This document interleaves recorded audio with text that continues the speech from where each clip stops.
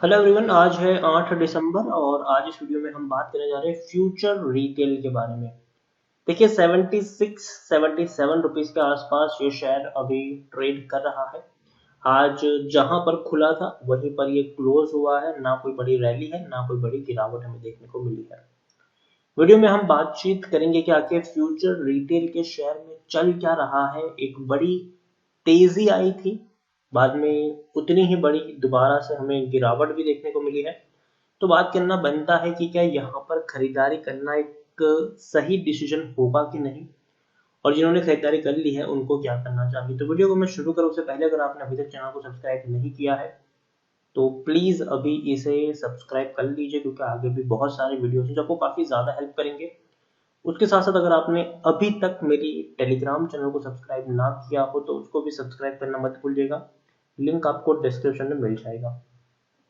तो चलिए बात करते हैं फ्यूचर रिटेल की। 76 रुपए का ये शेयर है और पिछले एक महीने में देखें तो अच्छी खासी अप्स एंड डाउन हम देख चुके हैं।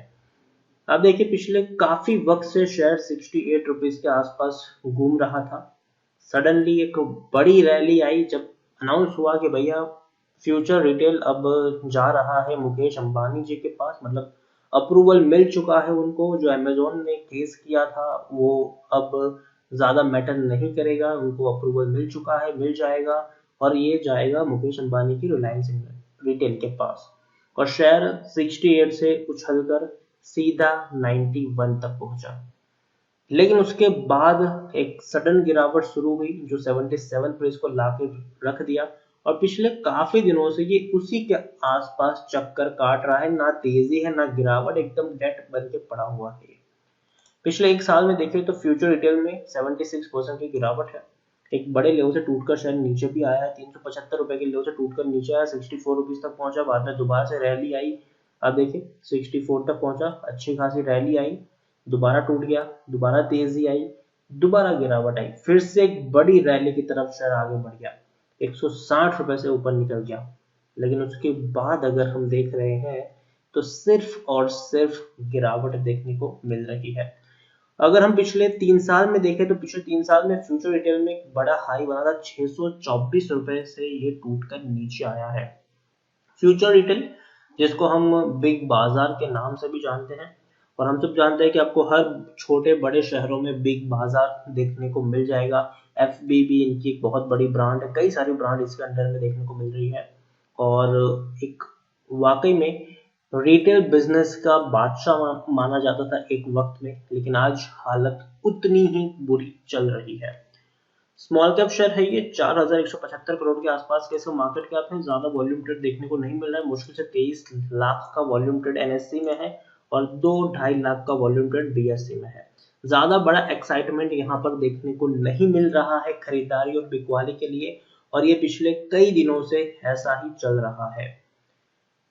प्रमोटर, एफआईज, म्यूचुअल फंड, हर किसी ने भारी मात्रा में यहाँ पर बिकवाली की है। आप देख सकते हैं कि 41.73% की जो प्रमोटर की होल्डिंग जून 2020 में थी, आज वो 33.86%, मतलब 7.87% की एक बहुत बड़ी होल्डिंग प्रमोटर के द्वारा बेची गई है। प्रमोटर ने बहुत बड़ी होल्डिंग अपनी बेची है। एफआईज ने तो मतलब कि बहुत सारे शेयर्स बेच दिए, ऐसा हम कह सकते हैं। ऑलमोस्ट 60% की होल्डिंग एफआईएस ने बेच दी है, ऐसा हम कह सकते हैं। 10.98% की होल्डिंग अब 4.39% रह चुकी है, मतलब 6.5% से भी ज्यादा की होल्डिंग एफआईएस के द्वारा बेची गई है। म्यूचुअल फंड ऑलमोस्ट एग्जिट होने के कगार पर पहुंच चुके हैं। 3.60% की होल्डिंग 0.36% रह चुकी है। इंश्योरेंस कंपनी के पास मुश्किल से 0.04% की होल्डिंग देखने को मिल रही है। यहाँ पर आप देख सकते हैं कि प्रमोटर की बात करें तो फ्यूचर कॉर्पोरेट्स है 24% की होल्डिंग के साथ, लेकिन उसमें से भी उनकी 69% की होल्डिंग तो गिरवी पड़ी हुई है।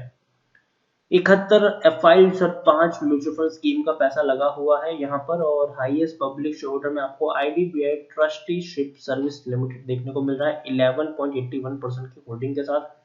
इंडिविजुअल इन्वेस्टर होल्डिंग 25.84% यहाँ पर देखने को मिल रहा है। फ्यूचर रिटेल के बारे में अगर हम देखना चाहे तो टेक्निकल रेटिंग जो है वो इनकी न्यूट्रल है, ना ही अच्छी है ना ही बुरी है, न्यूट्रल पे पड़ी हुई। लेकिन according to Moneycontrol user 62% लोग खरीदने की सलाह दे रहे हैं, 33% लोग बेचने की सलाह दे रहे हैं, 5% लोग यहाँ पर होल्ड करने की नसीहत दे रहे हैं। पिछले 3 क्वार्टर जो हैं वो इस कंपनी के लिए बहुत ही बुरे साबित हुए हैं और पेंडेमिक ने वाकई में इस कंपनी की कमर तोड़ के रख दी है। ऑलरेडी इससे पेंडेमिक से पहले से ही कंपनी फाइनेंशियल तौर पर खस्ता हालत में चल रही थी, बहुत ज़्यादा कर्जा चढ़ चुका था इनके ऊपर और पेंडेमिक ने इनकी इस हालत को और ज़्यादा बिगाड़ने का काम किया है। यहाँ पर आप एक और चीज़ देखेंगे कि कंपनी की जो टोटल इनकम है उसमें बहुत बड़ा डिक्रीज देखने को मिला है, गिरावट देखने को मिली है। आप देखिए टोटल इनकम जो थी वो सितंबर पिछले साल 5,470 करोड़ थी, इस बार सितंबर 2020 में वो 1,500 करोड़ भी नहीं टच कर पाई है। मतलब प्री कोविड लेवल तक ये पहुंचने से बहुत बहुत बहुत दूर है।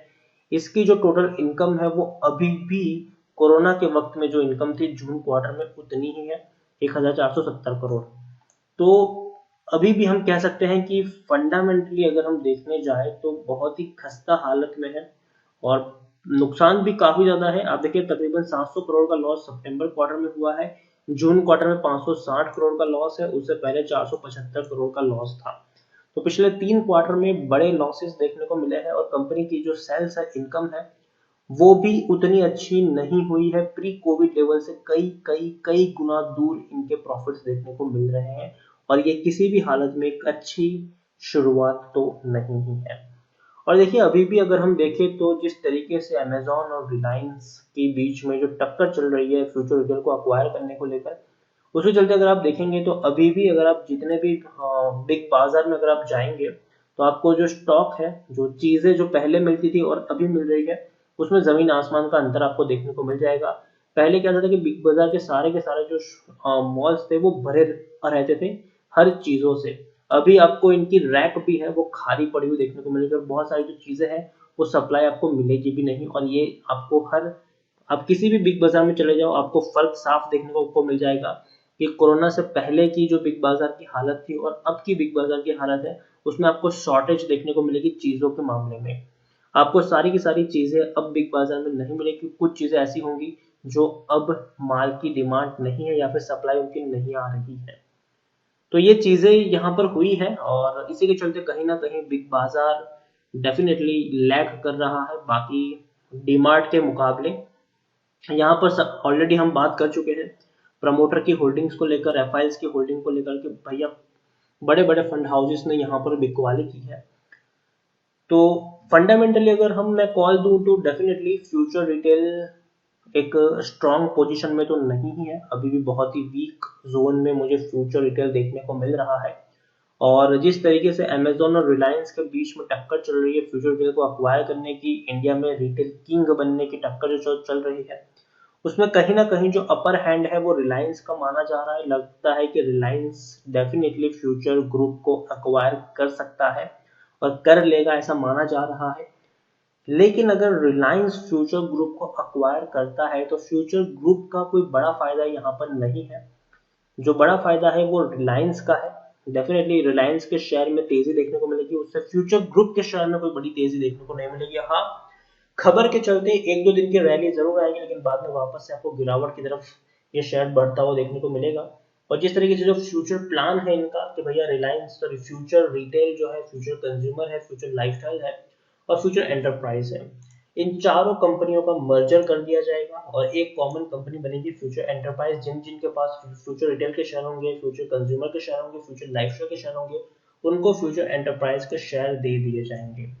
और रेशियो भी यहाँ पर डिवाइडेड है। तो डेफिनेटली अगर आपके पास फ्यूचर रिटेल के 100 शेयर है, सॉरी 10 शेयर है, तो उसके बदले में आपको 100 से भी ज्यादा शेयर फ्यूचर एंटरप्राइज के मिलेंगे। तो इस तरीके से रेशियो भी यहाँ पर डिवाइडेड है।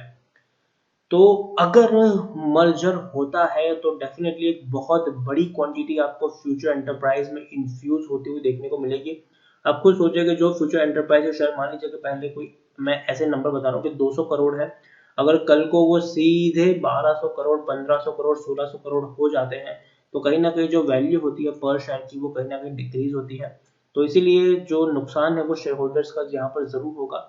लेकिन हाँ, अभी मर्ज होने में टाइम लगेगा, काफी टाइम लगेगा। तब तक ये शेयर डेफिनेटली काफी ज्यादा अप्स एंड डाउन्स में खेल सकता है। तो मेरी सलाह फ्यूचर रिटेल में फ्रेश बाइंग की तो नहीं है, बिल्कुल भी नहीं है अभी के वक्त में।